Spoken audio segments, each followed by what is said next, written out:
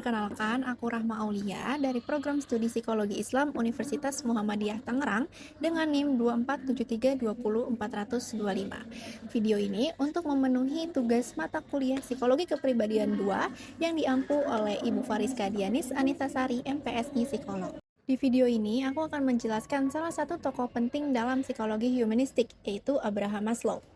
Maslow dikenal dengan teorinya tentang hierarki kebutuhan manusia yang menjelaskan bahwa perilaku dan motivasi manusia dipengaruhi oleh kebutuhan-kebutuhan yang harus dipenuhi secara bertahap. Melalui teori ini, kita bisa memahami bagaimana manusia berkembang, mulai dari memenuhi kebutuhan dasar hingga mencapai aktualisasi diri. Sebelum kita masuk ke teorinya, yuk kita kenalan dulu sama Abraham Maslow. Abraham Harold Maslow lahir pada 1 April 1908 di Brooklyn, New York. Ia merupakan tokoh psikologi humanistik, sebuah pendekatan yang menekankan potensi positif manusia. Maslow mengembangkan pendekatan ini karena tidak sepakat dengan psikoanalisis yang terlalu pesimis dan behaviorisme yang terlalu kaku dan melihat manusia sebagai makhluk pasif. Menurut Maslow, manusia adalah makhluk yang aktif, berkembang, dan punya potensi besar. Pendekatan humanistik memandang manusia sebagai individu yang memiliki potensi, mampu berkembang, dan berusaha menjadi versi terbaik dari dirinya. Maslow percaya bahwa kebutuhan manusia menjadi dasar munculnya motivasi. Dari sinilah lahir teori terkenalnya, yaitu hierarki kebutuhan Maslow.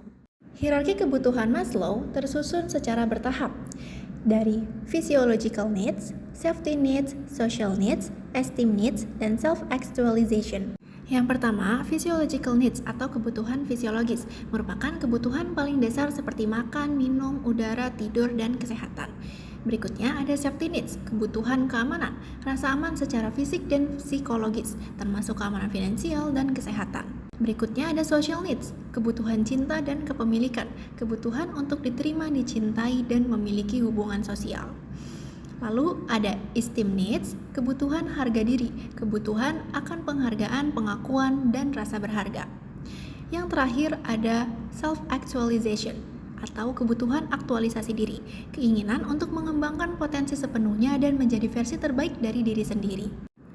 Berikutnya ada karakteristik individu yang teraktualisasi, yaitu individu yang mencapai aktualisasi diri memiliki ciri seperti mandiri dan mengenal potensinya, terbuka terhadap pengalaman, memiliki hubungan sosial yang sehat, dan memiliki standar etika dan prinsip yang kuat. Ada juga nih faktor yang menghambat aktualisasi diri. Apa aja sih? Yang pertama, itu ada lingkungan yang tidak mendukung, kebutuhan dasar yang belum terpenuhi, hambatan internal seperti rendah diri dan takut sukses, dan yang terakhir, tekanan budaya dan nilai sosial.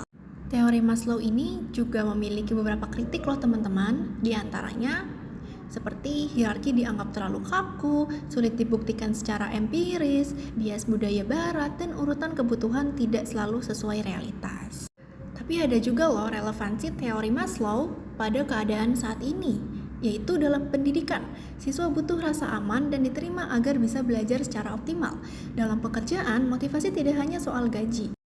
Dalam kesehatan mental, banyak masalah muncul karena kebutuhan tidak terpenuhi. Dalam organisasi dan HR, dan dalam pemasaran dan perilaku konsumen. Ada juga nih contoh kasus Rangga. Rangga digambarkan memenuhi kebutuhan dasar, tetapi kekurangan rasa aman dan kebutuhan sosial. Seiring waktu, kebutuhan sosial dan harga dirinya terpenuhi, hingga akhirnya ia mengejar passion sebagai penulis yang menunjukkan proses menuju aktualisasi diri.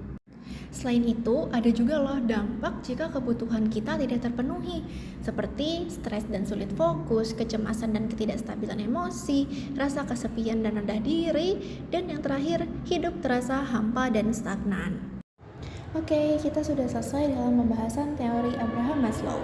Kira-kira teman-teman sudah sampai tahap hierarki yang mana nih?